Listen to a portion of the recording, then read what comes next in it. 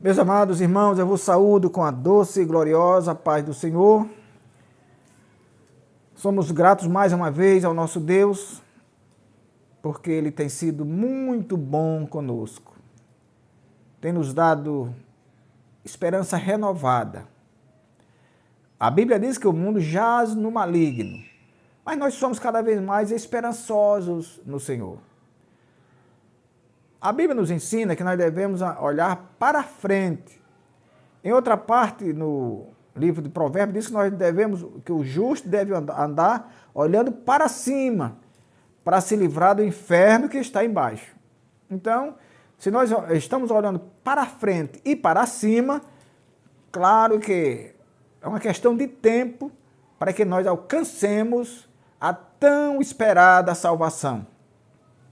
Obrigado a você que tem orado por nós, você que é inscrito, você que tem compartilhado os nossos vídeos, e que você continue fazendo isso para a glória de Deus e para a expansão do Evangelho.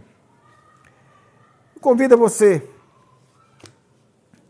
a ler comigo no Evangelho segundo João, capítulo 11, versículo 39. Evangelho segundo João, capítulo 11, versículo 39. Disse Jesus: tirai a pedra.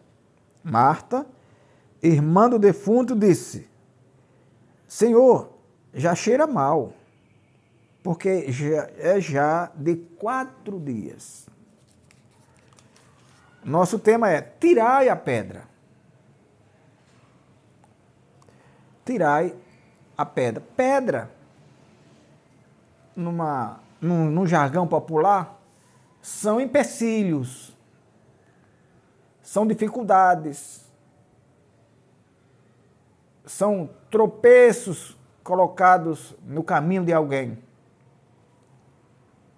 Aqui na Bíblia, a pedra era realmente a pedra, era aquela peça que estava sobre o túmulo de Jesus. Jesus estava lá na Galileia, porque Jesus nasceu em Judá, em Belém de Judá, e orientado pelo Espírito Santo, seu pai foi para o Egito, José foi para o Egito, porque Herodes queria matar as crianças daquela idade. Morrendo Herodes, o Senhor avisa novamente que ele voltasse à terra deles. Mas aí ele não voltou mais para Nazaré, já foi ele não voltou mais para Belém, ele já foi para Nazaré. E lá ele pregou a palavra. Mas a Bíblia diz que de Nazaré ele foi expulso. Sendo expulso de Nazaré, ele subiu mais um pouco e foi a Cafarnaum, na mesma Galileia. Se nós formos olhar o mapa, nós vamos ver que Nazaré fica ali no centro-norte da Galileia e Cafarnaum fica no nordeste. É como se a gente estivesse estendendo uma perna de um X. Ele saiu de Nazaré e foi para Galileia e começou a pregar a palavra de Deus em Nazaré, em Galileia. E estando lá, diz a Bíblia que adoeceu o amigo dele, era um grande amigo. A Bíblia relata pelo menos 5 encontros de Jesus com Maria, ou com Marta, ou com Lázaro, ou com os 3. Então, adoeceu Lázaro, e elas mandaram alguém, naturalmente, ir lá dar um aviso. Nós estamos falando aqui de uma época que nós não tínhamos telefone, nós não tínhamos telégrafo, nós não tínhamos internet, nós não tínhamos nem o fax. As mensagens andavam ou a pé ou em animais. E a Bíblia diz que um mensageiro foi avisar a Jesus que Lázaro, o irmão dele, aliás, o amigo dele, estava doente. A Bíblia não é clara sobre o percurso que esse mensageiro levou e nem o tempo que ele gastou. Mas a Bíblia nos dá algum norte para que nós caminhemos pela palavra. Diz a Bíblia que quando Jesus recebe a mensagem, ele diz, esta enfermidade não é para a morte, está no capítulo 11, versículo 4. Essa enfermidade não é para a morte, mas para a glória de Deus, para que o Filho de Deus seja glorificado por ela. Aqui nós podemos ver que, ao receber a mensagem, Jesus sabia que Lázaro ainda estava vivo. Quando ele diz, fala de enfermidade, ele diz, ela não é para a morte. Mas ele, ao receber também essa mensagem, diz a Bíblia que ele ainda ficou ali 2 dias. Jesus estava preparando um cenário para que a glória de Deus fosse manifestada. Veja que ele diz, é para que a glória de Deus seja manifesta. Então ele estava preparando um cenáculo ali. Ele não vai, espera mais 2 dias, e depois ele diz aos discípulos, vamos outra vez para a Judéia. A Judéia era o lugar onde ele tinha mais inimigo. Aliás, ele não tinha inimigo, mas as pessoas queriam matá-lo, mas queriam matá-lo mesmo. E o discípulo então retruca, mas Senhor, há pouco eles queriam lhe apedrejar e o Senhor vai querer ir para lá? Glória a Deus. Então ele diz, não, mas se andar de noite, não tropeça. Porque há a luz. Assim falou e depois disse-lhe, Lázaro, o nosso amigo, dorme, mas vou despertá-lo do sono. Então, quando ele diz, vamos outra vez para a Judéia, ele sabe aqui que Lázaro já havia morrido. Mas ele não revela aos discípulos. Cá na frente ele diz, não, Lázaro dorme, mas vou despertá-lo do sono. Ele também já sabia que Lázaro estava morto. Tanto é que o próprio João diz que ele falava da morte, mas os discípulos achavam que ele estava falando do descanso, do repouso do sono. Como ele viu que os apóstolos não entenderam, então Jesus disse claramente, Lázaro está morto. Lázaro está morto.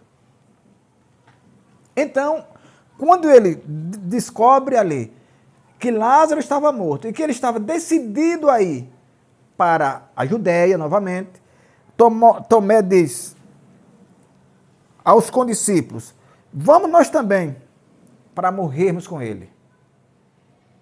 Aí estava tudo decidido que eles iriam para a Judéia e que acontecesse o que acontecesse, ele iria. Glória a Deus. Mas, meus amados irmãos, ele vai para a Judéia e lá ele encontra, quando ele chega, ele não tinha entrado na cidade ainda, a Bíblia diz que Marta, quando soube que ele estava chegando, Marta se apressa e vai ao encontro dele. Mas Marta já vai levando um testemunho de uma fé esmorecida. No versículo 21, Marta diz, ao recebê-lo, diz, se o Senhor estivesse aqui, o meu irmão não teria morrido. Quer dizer, ele diz, como quem dizendo, agora não tem mais jeito, a presença do Senhor agora não tem pouca significância. Porque o nosso irmão já está sepultado há 4 dias. Glória a Deus. Aí Jesus diz, não, seu irmão há de ressuscitar. Jesus quer reacender a fé de Marta. Ele há de ressuscitar. Não se preocupe, que ele há de ressuscitar. Marta diz então, eu sei. Ele há de ressuscitar na ressurreição do último dia. Aí Jesus diz, eu sou a ressurreição e a vida. Eu sou a ressurreição e a vida. Na leitura que eu fiz, Jesus manda tirar a pedra que estava sobre o caixão, sobre o túmulo. Mas ele nota na história, na conversa que ele tem com Marta, que havia uma pedra imaterial. Havia a descrença, havia a dúvida no coração de Marta. Aí Jesus diz, eu sou a ressurreição e a vida. Quem crê em mim, ainda que esteja morto, viverá. E todo aquele que vive e crê, nunca morrerá. Aí pergunta ela, crês tu isso? E ele segue a conversa, depois ele encontra Maria, e lá no versículo 34 ele diz, onde puseste?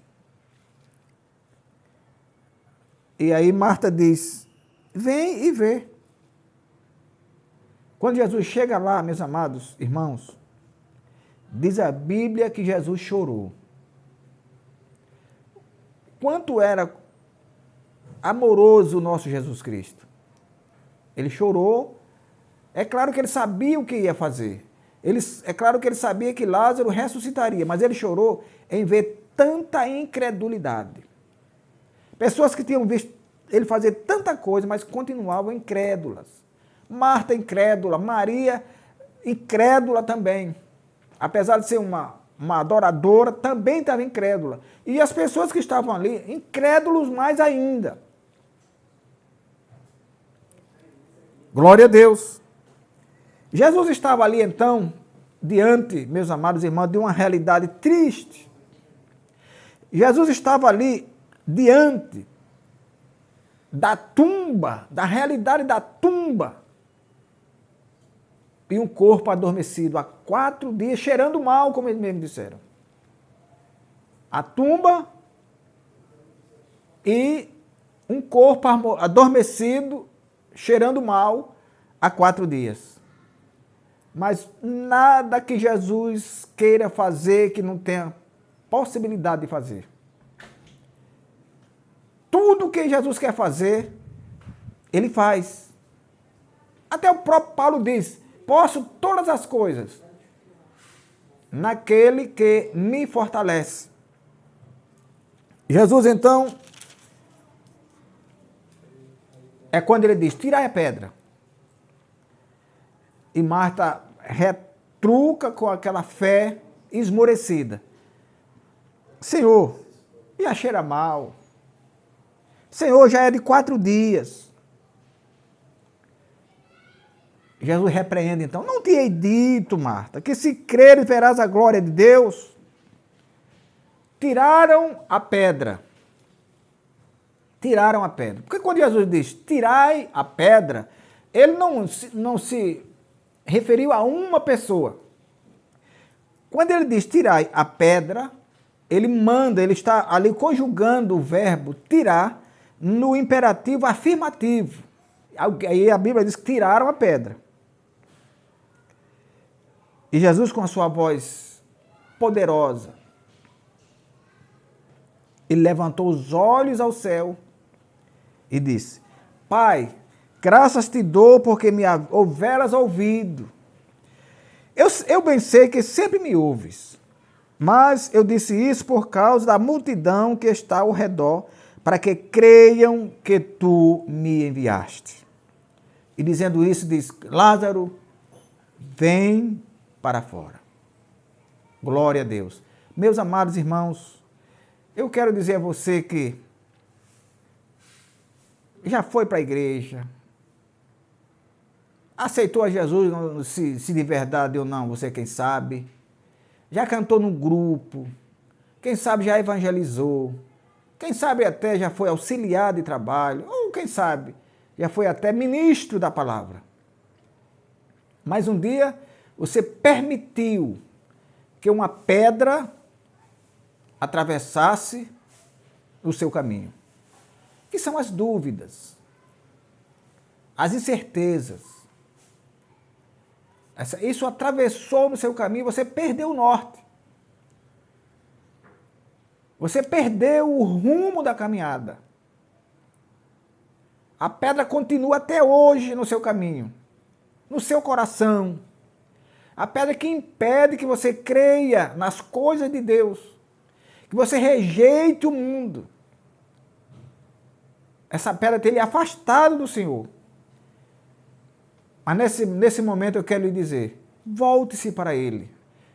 Tire essa pedra, jogue-a fora. Deus quer fazer algo novo na sua vida. Deus quer devolver a você aquilo que você largou fora. Não foi Deus que tirou, mas Ele quer devolver a você tudo que você largou fora. A perda da sua fé, a perda da esperança, Ele quer devolver para você. Tire a pedra. Seja obediente à voz do Espírito Santo nesta hora. A Bíblia diz, se hoje ouvirdes a voz de Deus, não endureçais os vossos corações. Aceite essa palavra de Deus. Tire a pedra, abandone as dúvidas. E Deus vai fazer algo grandioso na sua vida. Que o Senhor, nosso Deus, nos abençoe e nos guarde até o nosso próximo encontro. Inclinai os vossos ouvidos e vinde a mim. Ouvi e a vossa alma viverá.